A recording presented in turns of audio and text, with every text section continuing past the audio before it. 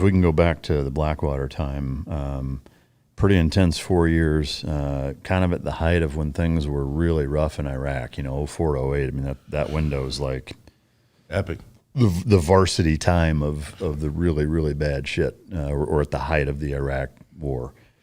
How did your time at Blackwater wrap up and then ultimately transition into the SEAL teams?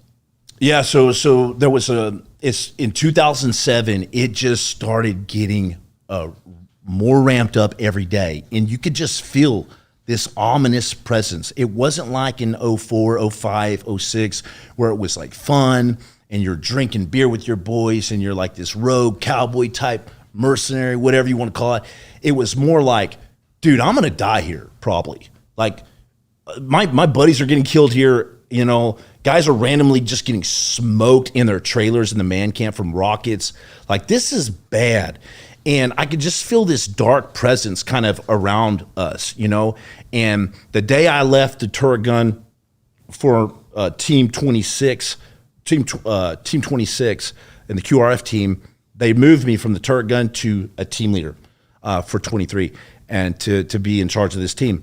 And the day I left, the guy in the same turret gun, a good friend of mine, was blown out there was an EFP in a watermelon stand, went through the engine with a follow-on attack. He survived. He hit his head. Slammed his head, was in a really bad condition. Another guy got his arm blown up real bad, follow-on attack. But I went over and was the team leader of this other team, okay? And, I knew what worked by then. I had been there. That's a long time if you think about almost 4 years running every day with minimum breaks, to Las Vegas to party and come back. And so I knew what the guys wanted. They wanted sleep when they could sleep. They wanted, food when they could eat, and they wanted the sled dogs to want to work. And I wanted to utilize what we had for the best. I wanted to go save teams, save National Guard teams, save other people, and come back home alive, right? And to be honest, it wasn't even about the pay, at that point. It was more about just doing something that was exciting in life and that was meaningful and felt worthy at the time, but it was hell. And so a couple days before the Nisour Square, this massive, massive event that would turn my life into pieces, it was ramping up. Guys were getting injured all over. The firefights seemed to be more intense. We seemed to be targeted more. It seems like there's almost like a bounty, you could say, on Blackwater. Like, the insurgents hated us, of course. We're doing a lot of damage. The military's not too keen on us. We're kind of butting heads. A GS-13 guy with a mohawk walking around, not saluting a general when he was having to salute him, 2 years ago when he was in the military, pisses these generals off, Yeah. And so I'm leading this team, go to Amana City Hall, get into a big firefight there, get some shrapnel, some minor shrapnel from a grenade. And then, just a couple days later, okay, we have my team get blown up, 26 that I was on, just damaged the whole truck. So they put us on a primary status alert, whatever you want to call it. And so I'm sitting there at the chow hall, guys are wounded, guys are tired, guys are exhausted. We're being worked and just exhausted from doing so many runs a day.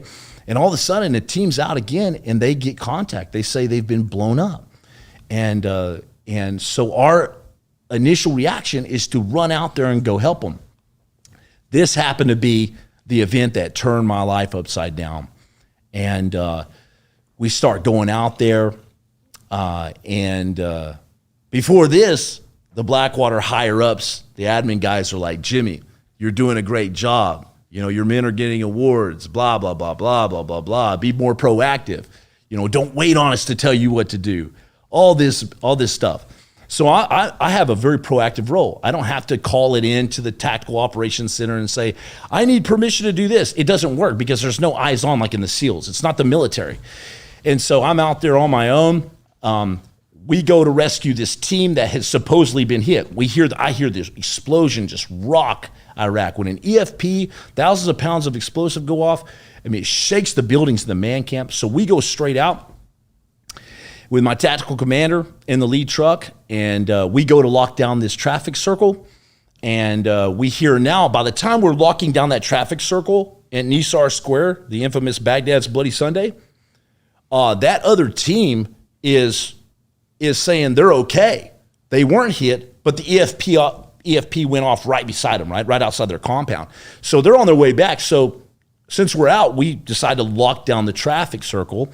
And there's a lot of details, obviously, in here, right? And I've got a gag order where I can't speak about like details, right, from the DOJ and stuff.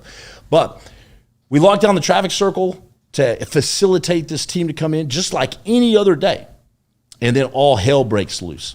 A massive firefight breaks loose, and that would change the course and direction of my life for many, many years. What can you say about it, or is it? I'll say this, and I don't think it was a lot and I don't know why this was never highlighted. All right, I'll say this, we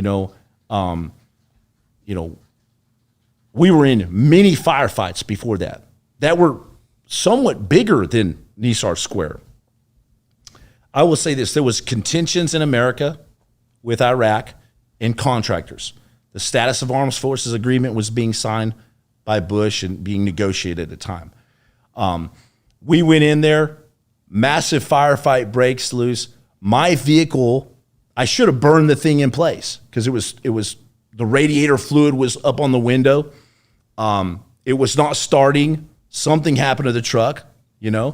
I'll leave the audience to imagine what happened there.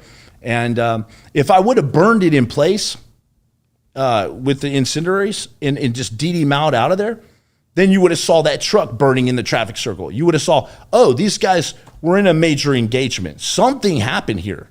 It's not the movies where you just plot in your rooms and then go out and just wreak havoc. You are getting paid. You don't want to go to prison. You're an American trying to do the right thing. For the most part, everybody was like that. You have your weird apples and stuff, but it's just not like that. It's not the movies. And so we went out there, and firefight broke out. My truck's disabled.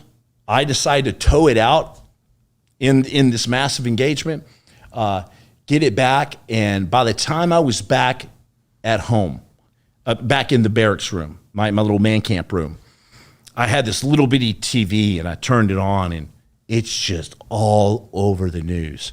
CNN, Fox, Obama at the time's not president, but I think he's a senator, saying, these guys are guilty. We need to put them in prison immediately.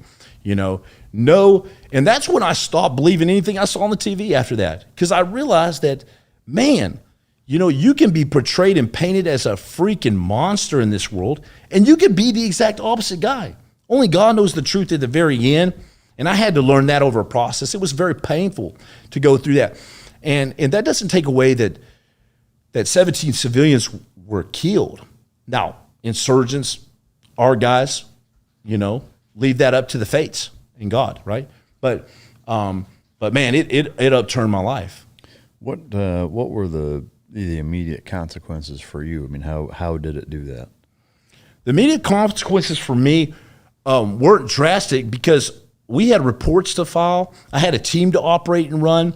I'm over here injured. I'm all wrapped up anyways, from another firefight. It just kind of tells you the environment that we were in. We're getting rocketed all the time. So you were shot in another firefight? A grenade shrapnel. Oh, okay. Yeah, tossing grenades back and forth with an insurgent, playing grenade tennis, and a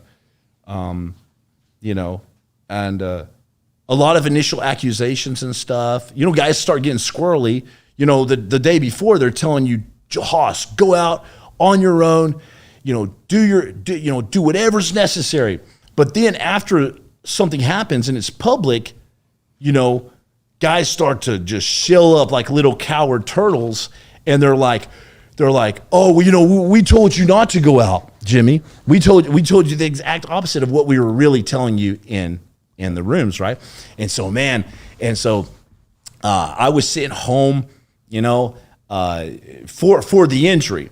But it wasn't like I was going to operate anymore anyways. I was done anyway. I was done with all that. After experiencing experiencing some of the coward leadership above me, 2 admin positions above me. I don't feel like their names are worthy of even mentioning, on here. And after that, and after experiencing them, I was just extremely kind of disheveled. Because your whole world turns upside down when you're there for one reason and you get accused for being there for another reason, right? And so I came home, still wanted to do the SEAL stuff, but now the FBI is knocking on my mom and dad's door. And so you were formally charged, or so they didn't know what I had done. They didn't know what role. They knew I was a team leader, but all they knew, by way of their own written statements, Castigar statements that were sealed and supposed to be protected. They all made reports on their protected statements, but all they knew was what the turret gunners had done. Because obviously, if you're the guy, the number one guy through the door all the time, or you're the guy making all the touchdowns, you get the scrutiny. You get the pain train when it comes down to it. You don't get remembered for the touchdowns. You don't get remembered for the teams you saved, the National Guard team you saved. You only get remembered for being a monster, right? Yeah. When these things happen. And so they went off of these guys' reports, and they just went after them full hog. Well, in 2009, they throw out the case for prosecutorial misconduct. They found that the prosecutors had broken these Castigar issues, these sealed documents, and so they really could not come after those guys. We thought the case was thrown out. At the time, I had to make a big, bold decision to go to the SEALs at the time, too. So once it was thrown out, then no charges, you could do whatever you wanted. You got your weapons back. Well, I refused to speak to the FBI when they came to my parents' house. I just refused to talk to them. Like, my lawyers were like, let Jimmy, you don't even have to say anything. This thing's going to go away. There's no way they can charge you with 17 counts of manslaughter with old 1920s Tommy gun rules, violence with a machine gun. There's no way. You're protected in Iraq. You were following SOPs. So how, I guess legally, how did the FBI confiscate your weapons then if you weren't charged? Yeah, so they never confiscated my weapons until I was implicated with John McAfee. Okay, that's later on. Later on. Yeah, right. that's later so you on. had 2 run-ins with the FBI. All right. Two run-ins with the FBI. Yeah. So far. The FBI even told me, Jimmy, you need to write a book and grow tomatoes from now on after my arrest. Yeah. But so I had to thread the needle. I knew this case was going on with Blackwater. They hadn't charged me because I was a team leader. They just were charging the 4 or 5 turret gunners, and so it was a very, very difficult decision. And I was doing fentanyl patches and all the pain meds from the pain management doctor. Now I was getting hooked on that. I was drinking a lot, and obviously masking all the pain, masking all the combat stuff, masking the Nisour Square stuff. And they're relating this Nisour Square to the My Lai massacre. Both of them are similar in that they both pretty much ended the war in Iraq. My Lai massacre was, of course, supposedly, I don't even know what to believe anymore, but they lined them up in ditches and shot them. Nisour Square was a massive firefight, that I explained. And so I had to thread the needle, so to speak, and just go for it on a whim. And while I was trying out for the SEALs this time, and I made a way better ASVAB score this time, everything came up, and as I was getting into the SEALs, I kind of threaded the needle, they dismissed the case. Can you, I know there's a gag order. Can you say what happened, or is that under the gag order? Say what happened about at Nisour Square, like what? Yeah, I can't even talk about what really happened there. I guess. Why not? If the charges are dropped, how is there still a gag order? Because I got immunity to speak. It's a long story short, but they really, really needed my testimony, and the fact that I wouldn't testify for so long, or the reason why I wouldn't talk to the FBI for a long time, they kicked out the case, and then when Obama got reelected, they re-drum up the case against Blackwater. And of course, they get pardoned by Trump later on, but they re-drummed up the case. And when they re-drummed up the case, it's called compulsory immunity, meaning they give me immunity, I come in and tell my story no matter what, right? So when they gave me immunity, so I was never charged with anything, but these other guys are charged with 17 counts of manslaughter and all this, and they were considering doing it with me, and according to my lawyer. And when they gave me immunity, I came in and testified. I was in sniper school, in NSW sniper when this happened, and they pulled me out of sniper for a little bit, and I have to go testify, and man, my testimony, all right, was not compatible with their truth. My truth wasn't compatible with their truth. Mine being there in the event, them not being there, having sent investigators over there, right, to look at the scene. And so when I said that, I pretty much became public enemy number one to them. Yeah. Because they did not like my testimony. Now, my testimony is all out there in public on stuff. People can read through it, all that. Being a team leader inside of the closed vehicle, they were trying to rely on my testimony. But, you want a super accurate depiction, you got to go off of what the guys on the outside that are actually up there with the upgunners, able to see. As a team leader, you've got maps, you got radios everywhere, trying to coordinate this movement. And so it might have not been very exciting for them, but they relied on my testimony to do their diligence and what they thought was the truth, right? And so we butted heads, and they were pretty determined, according to my lawyer, who was Monica Lewinsky's lawyer for Clinton, because Blackwater Insurance was paying him $1,000 an hour for years on me. And according to my lawyer, he said, Jimmy, if you don't play ball with these guys, play ball. They're just going to make your life. They're gonna come after your SEAL career, man.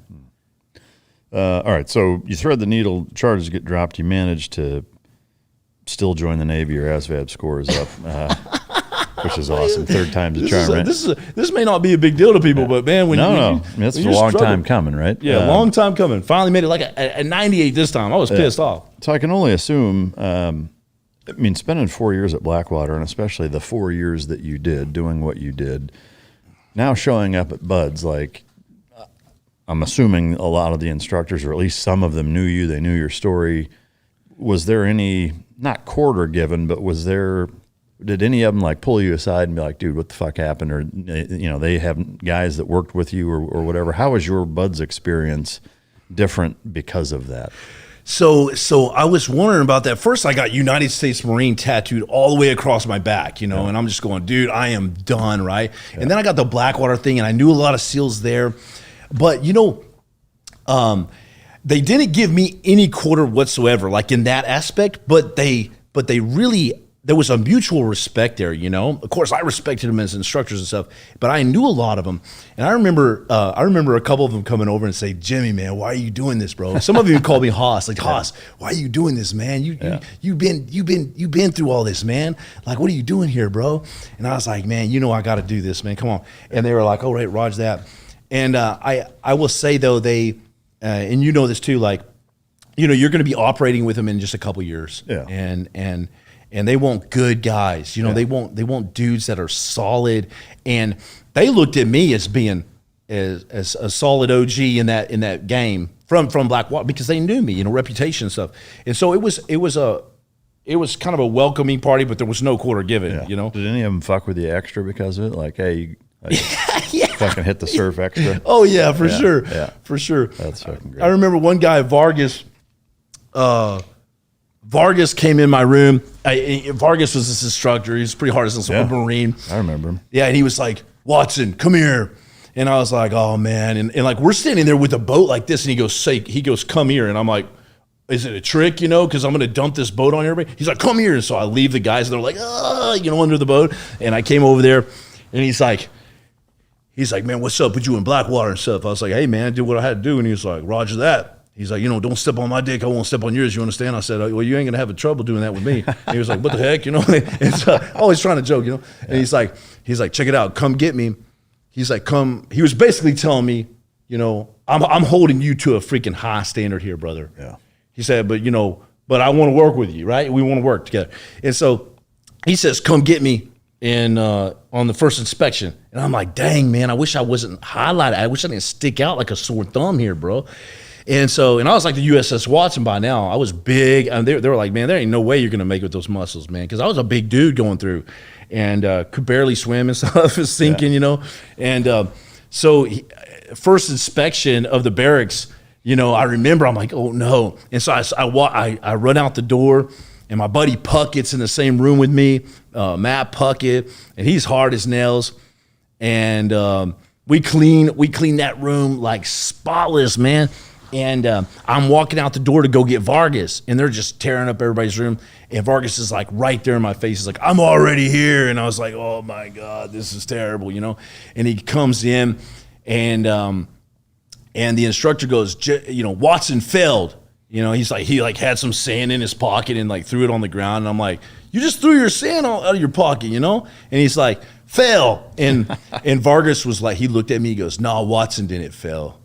And I was like, yeah, yes, I did, instructor. He's like, shut up. He's like, Matt Puckett's the one that failed. Oh, man. And Matt was like, man, what? And so it was funny, man. They put it off on him. It was messed up. That's fucked up. So you're what, 28, 29 going through BUD/S? I was 28, yeah. Right. How was it compared to, at that point, like you knew lots of SEALs, you'd wanted to do it for, your whole life.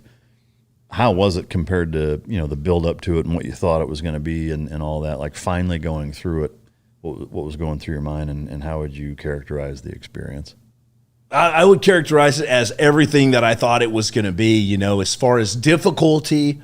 I thought it was tremendously challenging, but, I went in at an older age. You went through super young and like a rock star, and that's pretty dang impressive because guys just don't do that. It's rare, because you have, you got to have a certain dynamic about you to do that.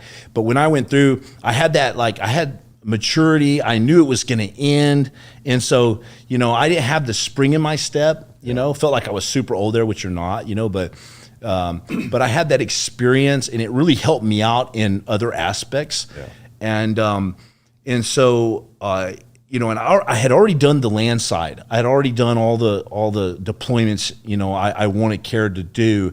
And so when they came by and asked for volunteers for the SDV unit, the Little Black Submarines, I was like, sure, yeah, why not? Which I don't know if it was a smart idea, but went over there and they made me a team leader right off the bat because they could see that I had a lot of experience. I wasn't like some kind of apex dude, but I had a lot of experience and knowledge at the time, So I think the experiences that I had helped me tremendously going through. Yeah.